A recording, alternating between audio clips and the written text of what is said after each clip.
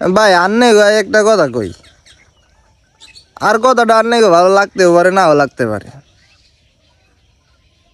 আন্নে যে মেয়েটার লগে হেম করতেছেন, যে মেয়েটারে কইতেছেন বাবু সোনা জান পাখি তোমার জন্য আমি সব করতাম পারি, আর মেয়েটাও আপনারে কয় যে সোনা জান পাখি তোমার জন্য তো আমি প্রত্যেক মোনাজাতে দোয়া করি যেন তুমি আর আমি সারা জীবন একসাথে থাকতে পারি।